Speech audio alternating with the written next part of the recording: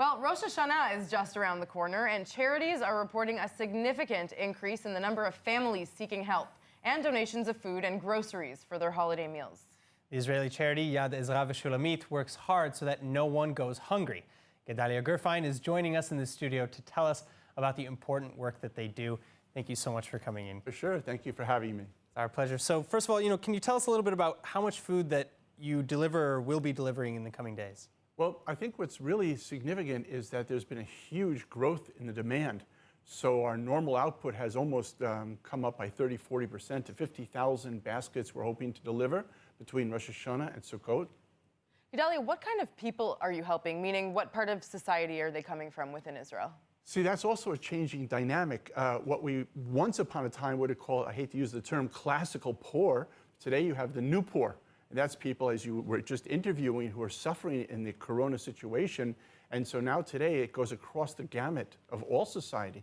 Plus the fact that we deal with every sector, from Haredi to Dati to not religious to Arab. It makes no difference. Everybody has to eat. So, are you operating across the country, or are there maybe specific areas that you're located? We have 3 primary distribution centers, one up in Tzfat, one in Bat Yam, and one in Jerusalem. There we hub from. And from there, you are kind of sending out to the entire country? Yes, wow. Correct. In fact, we also had children's centers for after school and opportunities like that, but because of Corona, now that that's been shut down, we deliver their food at least to their homes. So during the coronavirus crisis, how much has that need actually increased? Can you give us some idea? Oh, I would say it's doubled. I mean, because you have, again, you had the people that were already in desperate situations have now become even more desperate, and people who are borderline have now crossed that line into being desperate themselves. It's very serious. So, all right, now I feel like at this point we should maybe emphasize that according to the government at least, you're not qualified as an essential service. So how does that factor into the services that you are providing? Which government is that? I'm just kidding, because actually we are qualified in a sense because we are allowed to continue our distributions even during the lockdown. We work closely with the IDF and with the essential services providing the food.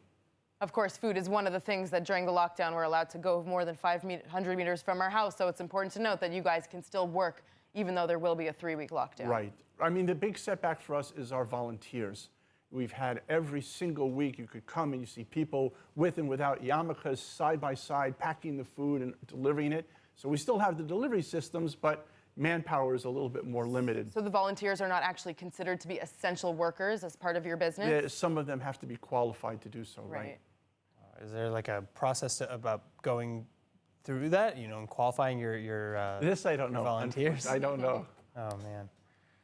All right, well, so, I understand that you're asking for help and donations. So for anyone who wants to do that, what's the best way? Well, I think the main point is, donations is not about giving a lot of money. I mean, it's wonderful if you can.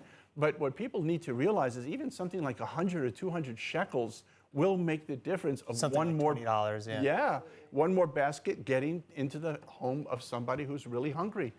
And you're not actively looking for volunteers right now because of the upcoming lockdown, correct? Right. We're just looking for people who can help support our activity that is growing because of the situation. And after the lockdown, if there are viewers interested in volunteering, how can they find out more about that? On our website. And your website? yadezra.net/end hunger. It's a really great cause. Thank you so much. Thank you very much.